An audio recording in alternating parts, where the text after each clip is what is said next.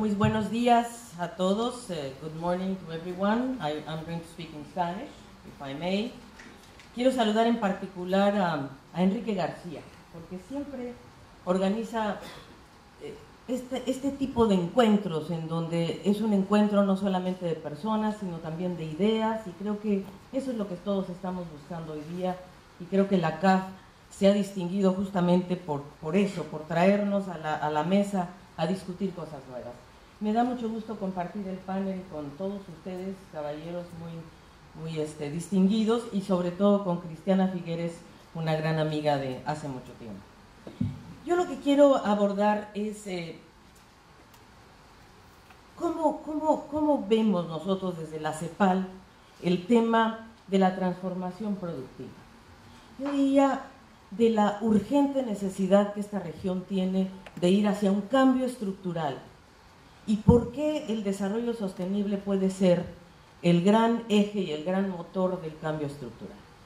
Y me refiero a cambio estructural, que eso es muy cerca del corazón de CEPAL, porque yo creo que tenemos enormes desafíos frente a nosotros, que no son solamente de carácter ambiental, aunque son definitivamente, sino que son desafíos en los cuales tenemos que lograr un cambio estructural para lograr que nuestras economías vayan hacia sectores más intensivos en conocimiento y en tecnología, porque esta región está confrontando graves problemas de reprimarización, sobre todo Sudamérica, y creo que cuando hablamos de una economía baja en carbono, nos estamos refiriendo a un cambio económico transformativo de toda la estructura productiva, y creo que para lograrlo debemos avanzar hacia sectores más intensivos en conocimiento. La segunda idea que quiero compartir con ustedes es que creo que en nuestra región hay una heterogeneidad productiva que no está ayudando. Tenemos muy pocas empresas de lado que contribuyen al PIB, ¿verdad? Tenemos el 80% del PIB producido por un grupo de empresas muy pequeño, que son en cada país, algunos 15, otros 20, otros 6, otros 7, que son las empresas que están en la frontera tecnológica, ¿verdad? Que tienen los factores de producción en sus manos, que tienen el capital, etcétera. Y por el otro lado tenemos un universo de pequeñas, medianas y microempresas que generan muy poco del PIB, ¿verdad? Quizás no llegan ni al 20%, pero que generan más del 60% del empleo. Eso es lo que nosotros le llamamos heterogeneidad estructural. Y cuando hablamos de cambio estructural, estamos hablando de dos cosas. Estamos hablando de la integración productiva de este mundo de producción, pero también con un nuevo paradigma tecnológico.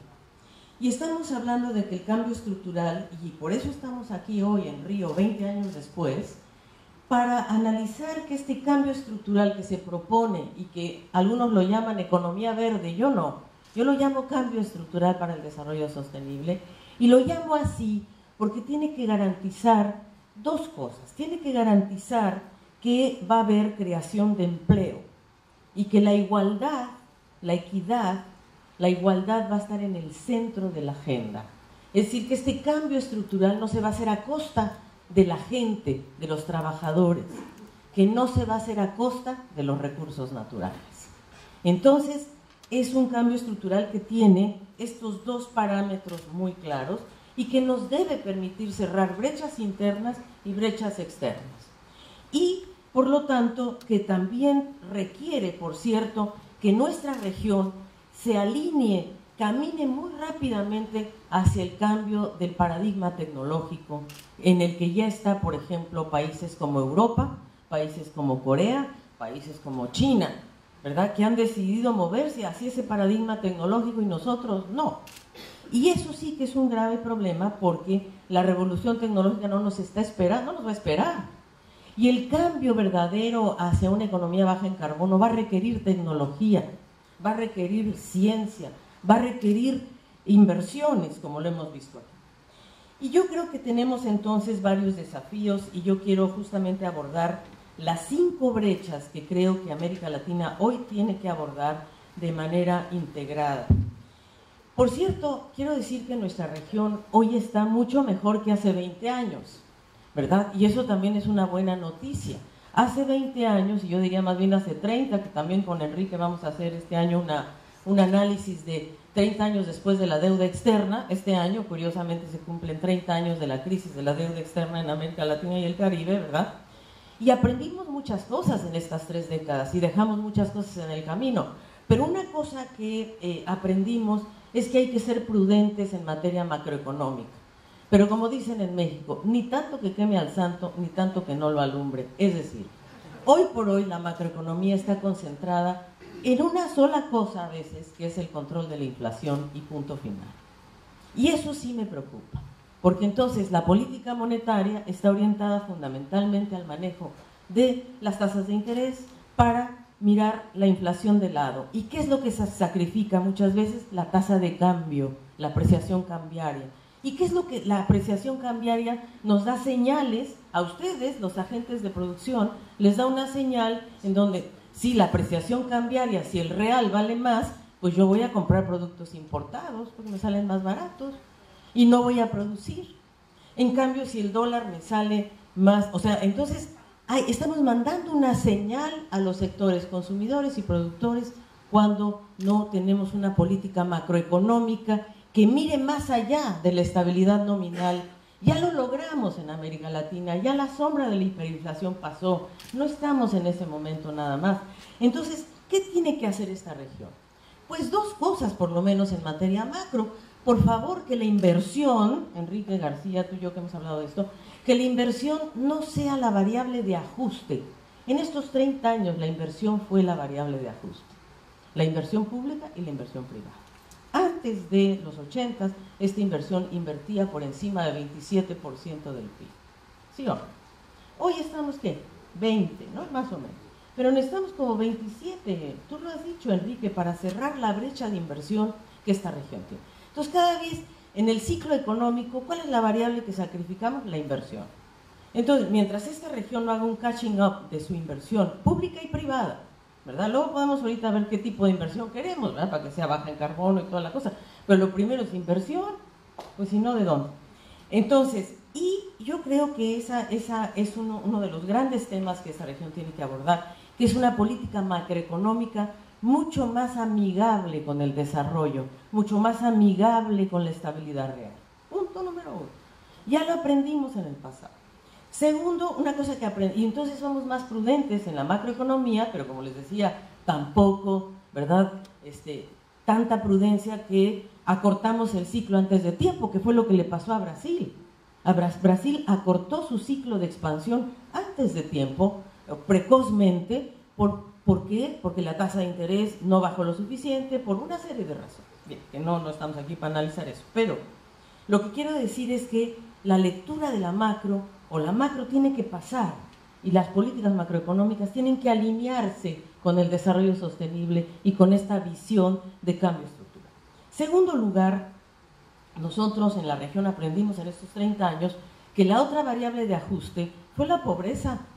Cuando salimos de los 80, 48% de los latinoamericanos eran pobres.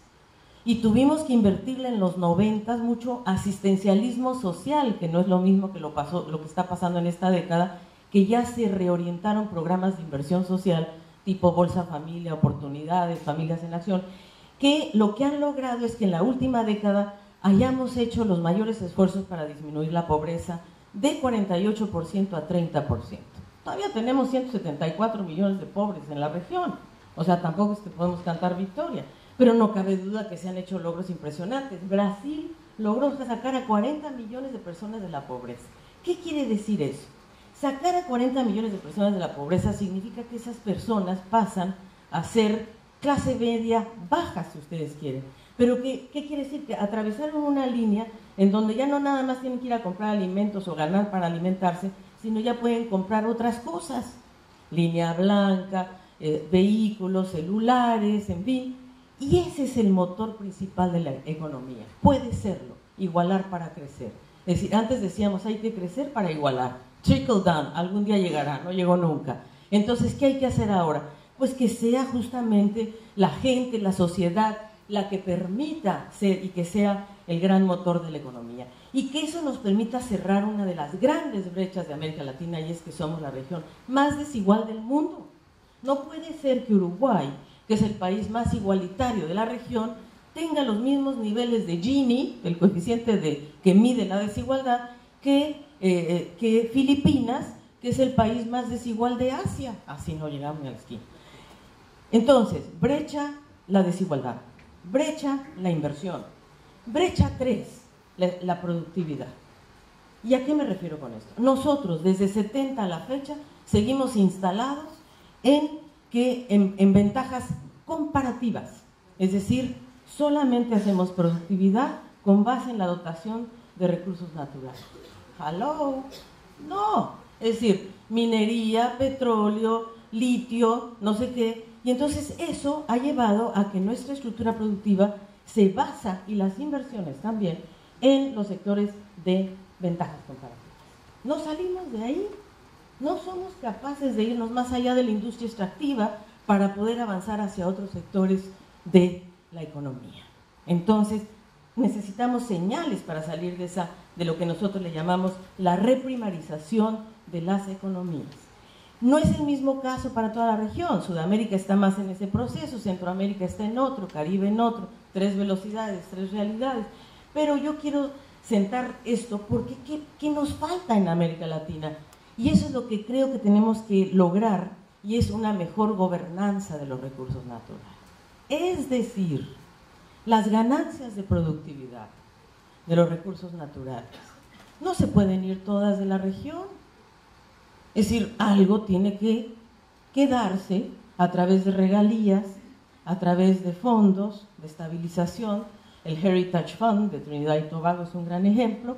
Es decir, ¿cómo logramos establecer fondos con estas rentas extraordinarias, que por cierto en este periodo son mayores porque los precios de los commodities han sido altos? Claro que ahora empiezan a bajar, pero no van a bajar todavía porque están basados en un cambio de demanda estructural, ¿verdad? Por más que me digan a mí que China está desacelerando, pues hombre, desacelerar al 8%, pues tampoco que digamos, ¿verdad? Ya todos quisiéramos estar en esa desaceleración, digo yo, ¿verdad? Claro, desaceleró de 11 a 8, pero por favor, ahí estamos todos tratando de llegar a 4, a 3, a 2, ya 1% es buena noticia de crecimiento y China está en 8. Bueno, entonces, el punto